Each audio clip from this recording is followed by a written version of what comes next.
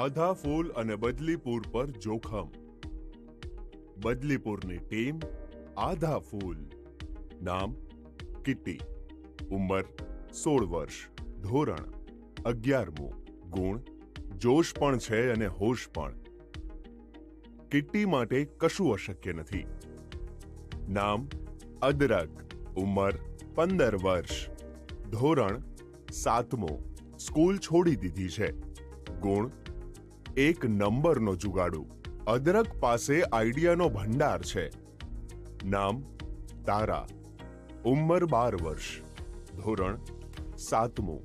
ગુણ માહિતીનું હાલતું ચાલતું પુસ્તક. તારા ક્યારેય જુઠ્ઠું નથી બોલતી. ત્રણેય બદલીપુરમાં રહે છે. ત્રણેયને જાસૂસી કરવાનો બહુ શોખ છે. બદલીપુરમાં કંઈ પણ બને તો કેસને ઉકેલવા ત્રણેય બાળકો પહોંચી જાય છે. તેઓએ મળીને એક ટીમ બનાવી છે જેનું નામ છે આધા ફૂલ. કિટ્ટી, પત્ર આવ્યો છે. મારા માટે પત્ર? જોઉં તો શું લખ્યું છે આ પત્રમાં? બદલીપુરને બચાવી શકો તો બચાવી લો. આજે 5 વાગ્યા સુધીમાં તણાઈ જશે. બદલીપુરને શું થવાનું છે? આ તો આધા ફૂલ માટે નવો કેસ. કિટ્ટી તારા પાસે જાય છે અને પત્રમાં લખેલ આખી વાત કહે છે. બદલીપુર પર જોખમ છે. અદરક ક્યાં છે? તેના ઘરે હશે, ત્યાં જ જઈએ. બંને અદરકના ઘરે પહોંચે છે. અદરક એક ખૂણામાં ઉદાસ બેસેલો દેખાય છે. શું થયું અદરક? કેમ ઉદાસ બેઠો છે? કિટ્ટી, શું સારો નથી દેખાતો? એવું કેમ કહે છે? કોઈએ કશું કહ્યું કે શું? આખી વાત જણાવ. કાશ યુવાનીમાં મારું બોડી પણ તારા જેવું હોત. તું તો બિલકુલ બોલિવૂડના હીરો જેવો દેખાય છે. જો હું તારા જેવો દેખાતો હોત તો મારી સ્કૂલમાં હું ઘણો લોકપ્રિય હોત. ગઈકાલે હું ખુબીલાલના ઘરે ગયો હતો. તેના કાકા આવીને બોલ્યા, ખુબી, તું કેટલો સુંદર દેખાય છે. કેટલું સરસ બોડી બનાવ્યું છે. રોજ કેટલી કસરત કરે છે. તેમણે મારી સામે જોયું પણ નહીં ને મોઢું ફેરવી લીધું. એ અલગ, મારા વખાણ પણ ન કર્યા. હવે જોજો, હું પણ દેખાવ પર ધ્યાન આપીશ.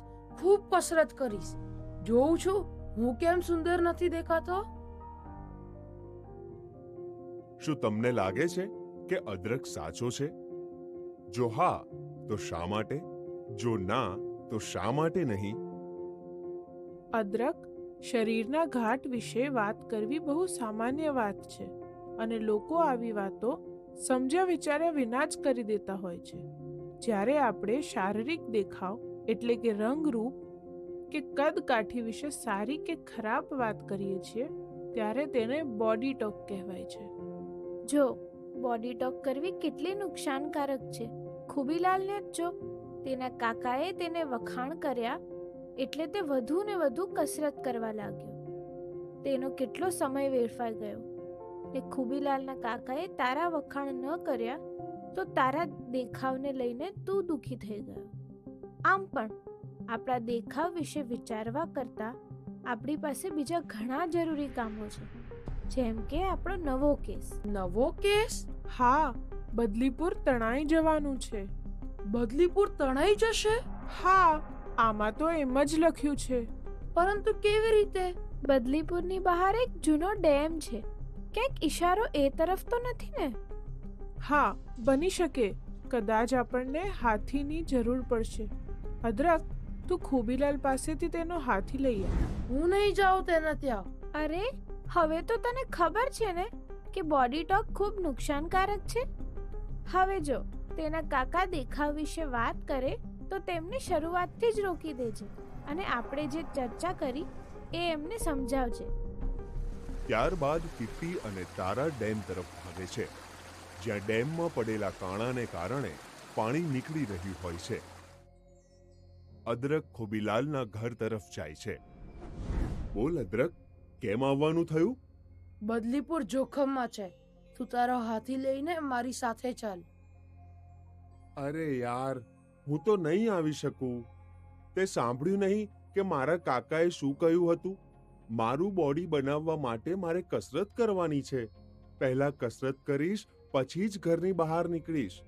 જ્યારથી કાકાએ મારા બોડીના વખાણ કર્યા છે ત્યારથી હું તેને વધુ ગંભીરતાથી લેવા લાગ્યો છું, એટલે મારી પાસે તો જરા પણ સમય નથી. તું જ હાથીને લઈ જા. અદરક હાથીને લઈ જાય છે. અદરક ડેમની નજીક પહોંચી જાય છે. લાગે છે કે ડેમની દિવાલમાં કાણું પડી ગયું છે. જો તેને રોકવામાં નહીં આવે તો આખો ડેમ તૂટી જશે. રોકીશું ને, આધા ફૂલ રોકશે. જુઓ, અદરક આવી ગયો. તું એકલો? ખૂબી ન આવ્યો? જ્યારથી ખુબીલાલના કાકાએ તેના બોડી વિશે વાત કરી છે ત્યારથી તે દેખાવની ચિંતામાં પડી ગયો છે. હવે સુંદર દેખાવા સિવાય તેને કશું જ જરૂરી નથી લાગતું. પાણીનું વહેણ તો વધતું જ જાય છે. અદરક, તું હાથીને કાણા પાસે ઊભો રાખી દે. કદાચ પાણી રોકાઈ જાય. અદરકે હાથીને કાણા પાસે ઊભો રાખી દીધો. લો, પાણી તો રોકાઈ ગયું, પરંતુ હાથી તેને વધુ સમય સુધી નહીં રોકી શકે. હું આવતી હતી ત્યારે સરપંચને જાણ કરી દીધી હતી. તે ગામ લોકો સાથે મદદ લઈને આવતા જ હશે. થોડી વારમાં સરપંચ આવે છે અને ડેમના તૂટેલા ભાગને મરામત કરાવી આપે છે. તમે એકદમ સમયસર હાથીને ના લાવ્યા હોત તો ડેમ તૂટી જાત. શાબાશ બાળકો. બીજા દિવસે અખબારમાં આધા ફૂલ અને હાથીનો ફોટો છપાય છે. આધા ફૂલની ટીમ આભાર માનવા ખુબીલાલના ઘરે જાય છે. આભાર ખુબીલાલ, તારો હાથી આપવા બદલ. ખૂબી, હાથી તો તારો છે, ફોટો તો તારો આવવો જોઈતો હતો. કાકા, તમારી વાતોને લીધે હું બોડી બનાવવામાં લાગી ગયો, જેથી હું બોલિવૂડના હીરો જેવો દેખાઉં. જે સમય હું બીજાની મદદ કરવામાં વિતાવી શક્યો હોત તે મેં કસરત કરવામાં લગાવી દીધો. અદરક જ છે અસલી હીરો. હું નહીં, આ છે બદલીપુરનો હીરો. શું તમને પણ આ પ્રકારની સલાહ મળે છે? તો પછી તમે શું કરો છો?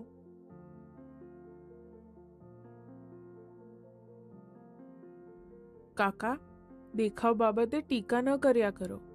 ન સારી ન ખરાબ. તેનું નુકસાન જોયું ને તમે? આવી ટીકા સાંભળીને બધા લોકો દેખાવની પાછળ ભાગતા રહે છે. અદરક પણ દેખાવની ચિંતામાં પડી ગયો હતો અને ઉદાસ થઈ ગયો હતો. હવે તો તમે સમજી ગયા ને કે બોડી ટોક કેટલી નુકસાનકારક છે? તો વચન આપો કે હવે પછી તમે કોઈના રંગરૂપ વિશે વાત નહીં કરો. હીરો કામ દ્વારા બનાય છે, દેખાવ દ્વારા નહીં. હાથી ત્રણેયને પોતાની ઉપર બેસાડીને મોટેથી અવાજ કરે છે. આધા ફૂલ જિંદાબાદ. વાર્તાનો બોધ. લોકો સમજ્યા વિચાર્યા વિના શારીરિક દેખાવ વિશે વાતો કરે છે, કારણ કે તે આપણા સમાજમાં સામાન્ય બાબત છે. તેનું કારણ એ છે કે લોકો ટીવી તથા જાહેરાતોના કારણે આદર્શ રૂપ મેળવવાનું દબાણ અનુભવે છે. બોડી ટોક એટલે શારીરિક રૂપ સાથે જોડાયેલ વાતો. આવી વાતો સકારાત્મક, તમે કેટલા સુંદર લાગો છો, શું તમે તમારું વજન ઘટાડ્યું છે, અથવા નકારાત્મક, એમ બંને પ્રકારની હોઈ શકે છે. જેમ કે જો મારું શરીર વધુ ઘાટીલું હોત તો શારીરિક દેખાવ સંબંધિત વાતો તમારા માટે, તમારા મિત્રો અથવા કોઈ ફિલ્મ સ્ટાર વિશે થઈ શકે છે. ઘણા લોકો શારીરિક દેખાવ સાથે જોડાયેલ વાતો સારા અર્થમાં લે છે, પરંતુ આ વાતો બધા માટે નુકસાનકારક હોય છે અને આદર્શ રૂપ મેળવવાનું દબાણ વધારે છે. આ વાતો ગુણો અને રુચિઓમાંથી તેમનું ધ્યાન બીજી તરફ લઈ જાય છે. બોડી ટોક ફક્ત એ લોકો માટે જ નથી કે જેના દેખાવની પ્રશંસા કરવામાં આવે છે, પરંતુ તેની આસપાસના લોકોને પણ નુકસાન પહોંચાડે છે. જેમ કે તેમને લાગે છે કે તેમનામાં કંઈક ખામી છે, જેના કારણે તેઓ પોતાનો બધો સમય દેખાવની ચિંતામાં વિતાવી દે છે. જો કે શારીરિક દેખાવ સાથે જોડાયેલ વાતો અવારનવાર કરવામાં આવતી હોય છે. તે રોકવી અને જે લોકો આવી વાતો કરે છે તેમને પડકાર આપવો જરૂરી છે. જ્યારે પણ બોડી ટોક કરવામાં આવે ત્યારે આપણે લોકોને એ સમજાવવાનો પ્રયત્ન કરવો જોઈએ કે તે નુકસાનકારક છે અને વાતચીતનો વિષય બદલીને ગુણો વિશે વાત કરવી જોઈએ.